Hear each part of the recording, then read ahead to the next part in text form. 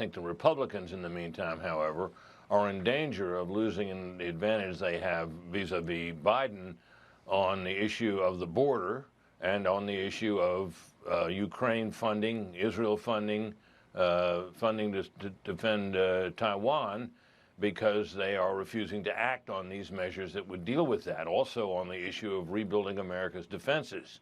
So I think that that snapshot that those polling numbers you cited represent may be temporary and are likely to be temporary, in fact, and that the Republicans think of what the Republicans are doing. For example, Kevin, on the border issue, they said that they wouldn't pass aid to Ukraine and other places unless there was action on the border. So the Senate produced a bill negotiated by one of its most conservative Republican members on the border, which had some defects in it, as compromise measures always do. And it was nonetheless the strongest border protection bill that I've seen in my time in Washington. And the House simply announced it was not going to take it up, so it failed even in the Senate. Then comes this question of the measures for the funding of Ukraine and elsewhere, and that looks like it's going to go down in the House as well, even though it passed the Senate.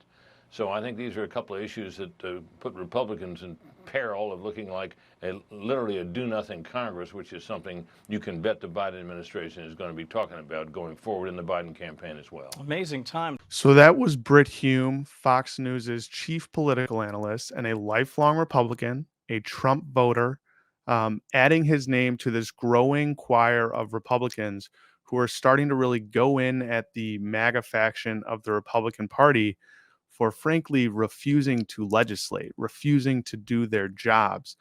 And what this growing choir is saying, and what we're seeing now, especially with Tom Suozzi's victory in New York, who just flipped George Santos's congressional seat, is that the political repercussions of Republicans' do-nothing attitude is already starting to come back and haunt them. You're looking for trend lines ahead of November, and you're hoping to hold on to what is a swing district for yourself as well. Obviously, I talked to two voters today who voted for Donald Trump in 2016, turned around and voted for the Democrats in this race, voted for Tom Suozzi because they said his message on bipartisanship and the fact that House Republicans have really struggled to pass legislation over the last couple of weeks impacted the way they were looking at this race. And if you're a Democrat running in these swing districts, running in a suburban district, that's the kind of message, that's the kind of playbook that you want to emulate in November. So first, Republicans say that they didn't want a standalone foreign aid bill. They wanted this secure the border provision in the foreign aid bill. Then they say after Republicans negotiate a bill, Mitch McConnell and James Lankford negotiate this secure the border bill to put in the foreign aid package, that's insufficient and that they need this foreign aid bill as a standalone bill. Now the Senate passes the standalone foreign aid bill, and Republicans are coming back saying, oh no, we actually need secure the border provisions in this bill. It's frankly remarkable. Here's what House Speaker Mike Johnson had to say just after the passage of this standalone foreign aid bill. House Republicans were crystal clear from the very beginning of discussions that any so-called national security supplemental legislation must recognize that national security begins at our own border.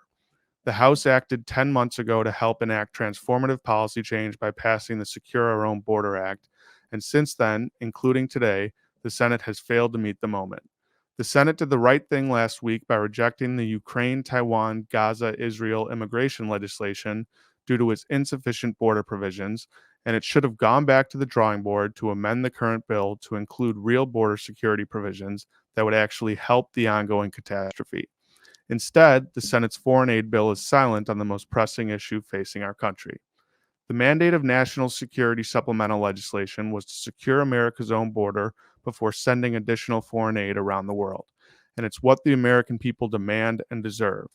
Now, in the absence of having received any single border policy change from the Senate, the House will have to continue to work its own will on these important matters. America deserves better than the status quo.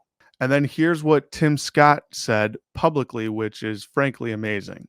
Finally, I just want to ask whether or not this new bill that's just about foreign policy, whether you're going to vote in favor of it. foreign money for Israel, for what's happening in Ukraine. What do you think of that standalone foreign policy bill? David, I voted no already a few minutes ago, and here's the reason why. Unfortunately, what this administration and Chuck Schumer, they are doing is using the crisis in Israel to support other priorities of the party. We should first secure our southern border. Second, provide resources to Israel. Third, take a look at Indo-Pacific. And fourth, make sure that we have accountability woven into any resources that we give to Ukraine. Without doing those four things in succession, it's going to be hard for Republicans to support it. Yeah. You really cannot make this stuff up. Republicans say they want to secure the border and that they want to get a border bill with their foreign aid package. McConnell and other Senate Republicans negotiate a good bill that includes that. Then Republicans backtrack, say the exact opposite, that they actually don't want the border bill to be mixed into the foreign aid bill. All the while, they're starting to suffer politically and to actually piss off their own base who want them to act. Here's what the Trump-supporting head of the Border Patrol Union had to say about this border bill. The National Border Patrol Council is backing this border bill. In a statement to Fox, Brandon Judd, the president of the Border Patrol Union, says the Border Act will codify it into law, authorities that Border Patrol agents never had in the past. This will allow us to remove single adults expeditiously and without a lengthy judicial review. While not perfect, the Border Act of 2024 is a step in the right direction and is far better than the status quo. So Republicans are making an incredibly risky political calculation here. Trump has run on securing the border in 2016. He then ran on it again in 2020 after failing to secure it in his first term. And now that Democrats have come to the table and said they are willing to work on securing the border, Republicans have basically abandoned that idea of securing the border, saying that it's not sufficient and we need Trump in office in order to solve this.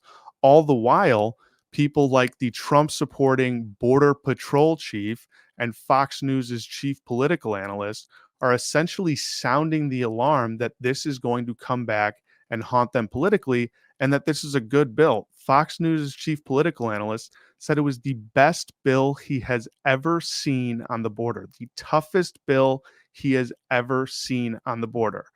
Now, Trump does have some of his traditional and consistent loyalists cheering him on, cheering on the destruction and do nothing attitude. Here's what Laura Ingraham had to say after Republicans killed the bill. Of course it was going to fail. We tried to warn them. Americans are not stupid, even if they think we are. We beat the powerful Chamber of Commerce. We beat the corporate media. We beat the pro-amnesty crowd. And, of course, the old establishment. Not bad. And if they try to resurrect this corpse, we're going to beat them again. Also, this episode demonstrated that the dinosaur media is losing power and influence. That's a very good thing. So while some Republicans may be buying into this line that the bills put forward to address the border crisis are inadequate, others appear to actually be seeing through it and are actually voting Democrat now because of it. That's what we saw in Tom Suozzi's race, because voters are stepping back and saying, hey, we ran on the border. We said that this is the biggest national security threat in 2016 and 2020. You tell us nonstop on TV all day that the border is what we need to address.